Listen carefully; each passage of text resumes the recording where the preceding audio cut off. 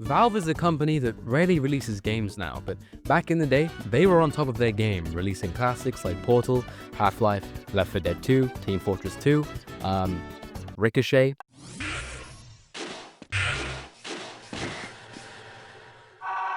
And these games were incredibly successful, and still are.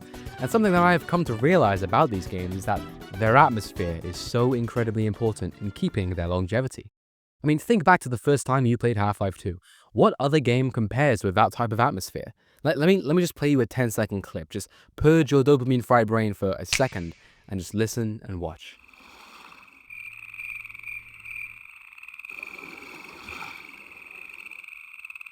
See, that shit puts my soul at peace.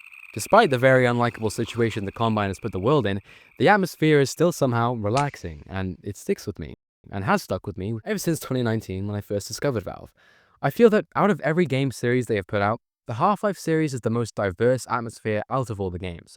You have the terrifying ambience of Ravenholm, the desolate feeling of Nova Prospekt, the simple yet alien feeling of the Black Mesa facility, and despite people's criticisms of the level itself, the otherworldly atmosphere of Xen. Each of these spots are instantly recognizable and memorable, and I think a lot of the reason for that is the feelings we associate with each level, along with the sound design.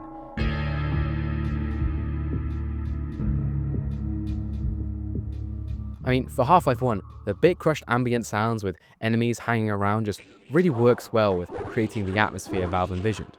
Obviously, this also might be due to nostalgia for that old type of game, but I still think that it helps tremendously with setting the theme of Half-Life 1. If the audio wasn't bit-crushed and wasn't incredibly recognizable, I don't know if it would have the same feeling. You'll just have to wait until after the test.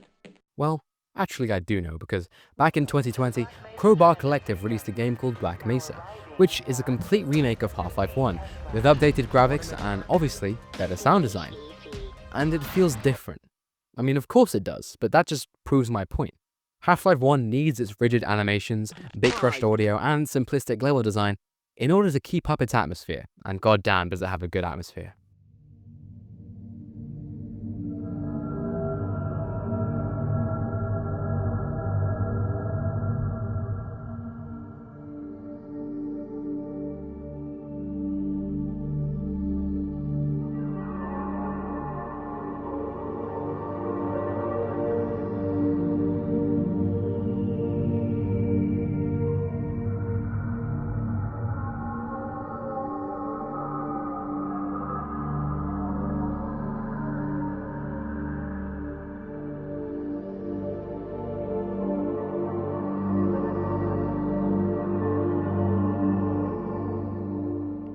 Then, of course, there's its sequel, Half-Life 2, which, as I mentioned previously, has a ton of different vibes that it switches between periodically.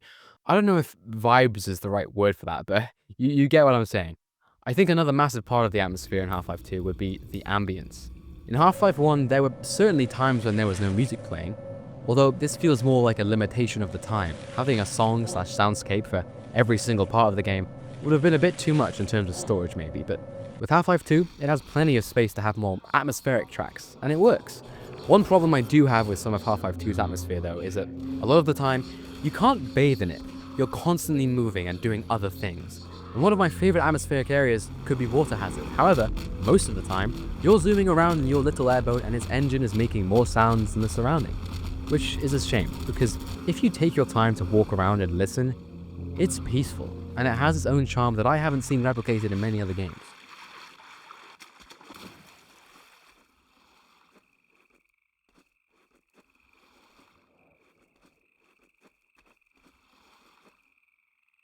Another great area in the game would be the Citadel. It's a completely nonsensical alien building which is creepy and barren. You don't see anybody other than the Stalkers, who are fun, a line of terrifying Striders which rub me the wrong way, some alien ships, and some trains carrying the bodies of your friends and allies.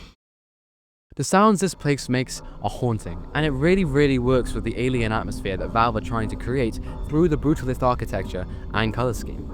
On the flip side, we have a much more peaceful and realistic area, Highway 17, which has just as much of an amazing atmosphere as anywhere else in the game.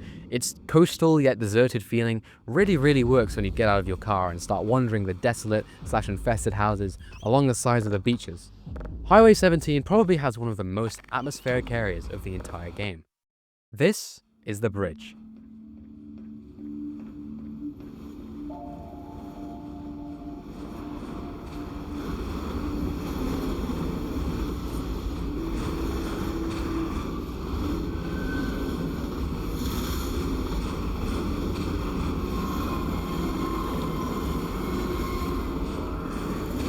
An area I'm sure we are all too familiar with. Walking across it is an experience in itself. The low-key music used along with the wind and the shaking of the bridge itself is somehow one of the most effective and memorable parts of the game, even when nothing too crazy is happening. In fact, I'd argue once the airship starts attacking you, it loses its charm. Sometimes atmosphere lends itself to the idea of anticipation. Then of course the main area we all remember seeing for the first time would be that of Ravenholm. This shook me to my core when I first saw it, and again, I think the whole reason for that is the atmosphere. I mean, just listen to the zombies' sounds as they stand waiting for someone to come around the corner.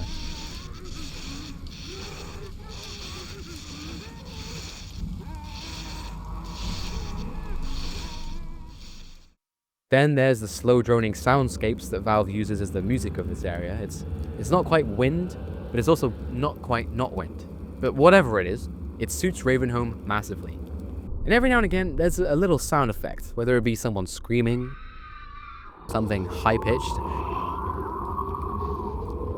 a door slamming. Something happens which really manages to keep the atmosphere feeling alive, and the player on their toes. Now sure, Half-Life's atmosphere might be the most diverse, but I feel that Left 4 Dead 2 has just as much atmosphere and is even more streamlined. I mean, each area we arrive in is incredibly detailed and well put together with a different vibe accompanying each one.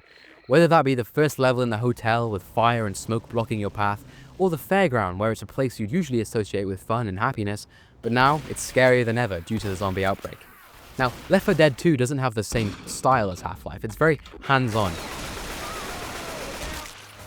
Meaning you can't really bathe in the atmosphere like you could before. Instead here, it's more about the setting rather than the ambience. The settings are so incredibly detailed and thought out that you don't need to sit around listening to the birds to feel the atmosphere itself. Instead, it's like each level has a theme that's built in and perfectly executed. Another one of my favorite areas would be the swamp. I love the little details, whether it's a broken down house, the fog preventing you from seeing the distance, an army parachuter strung up in the trees. It's just really cool. However, with zombies running at you from all angles, sometimes it can be a bit hard to fully take in the atmosphere. Which is why I think a game like Portal is probably the best possible example of a Valve game with incredible atmosphere. Now sure, Half-Life and Left 4 Dead have lots of different atmospheres, but Portal has the single most effective and memorable, in my opinion. I go into it a lot deeper in my Portal review, but something I didn't mention was the fact that the Portal series strikes the perfect balance between gameplay and atmosphere, because the gameplay itself is not that crazy. You're not making sounds with guns or in an airboat or shooting zombies running at you at full speed. Instead, you're methodically going through each chamber, figuring the puzzles out. And this leaves plenty of time for you to look around and take in the atmosphere, something that other games are good at, but not the best. Now, one game I haven't made a review on is Portal 2, and that game works amazingly with its different areas and atmosphere. I mean, one of my favorite areas is the old 1940s Aperture Science, and I thought it was the coolest subversion of my expectations. And the broken down kind of scary and desolated feeling it gave off was one of the coolest and most surprising things that happened to me back in 2019.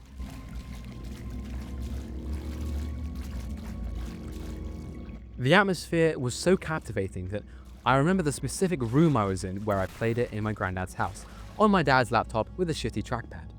Then of course, as I mentioned before, we have the original Portal, which I kind of feel more strongly towards in terms of atmosphere. It feels more raw and real for some reason. It might be due to the insanely creative textures, which manage to blend the line between an office complex and a science test center. It feels weirdly off, with stains, marks, and cuts on the walls. You know something is wrong, and that really helps keep the anticipation, and therefore the atmosphere, alive. It kicks off tremendously when you find the Ratman dens, and also when you start to escape GLaDOS, going into the back rooms of the facility. It's just such a cool and well put together sequence. The dank lighting paired with the hulking sounds of the facility really help with the atmosphere. So that's it. That's my analysis. And the reason why I was thinking about this topic so much is that I really hope that the next Half-Life game has just as much atmosphere, if not more. I think it has to if it's going to be called Half-Life 3. That name has so much weight, and I think An atmosphere rivaling Portal is something that doesn't seem out of the question. Half-Life Alyx was amazing and had incredible atmosphere paired alongside it in its various levels. However, the caveat that it was a VR title only makes playing it and revisiting it kind of less intuitive than any old Half-Life game. And millions of people simply won't be able to play it because of the big budget required. Half-Life Alyx also had sections that felt similar to other sections, so it didn't feel quite as diverse. However, Valve was working within the confines of City 17, so I understand why, and there were plenty of areas like the zoo or the vault, both being incredibly original and atmospheric. I just hope Half-Life 3 will have an atmosphere that will keep the game fresh in our minds for years to come. Thank you for watching.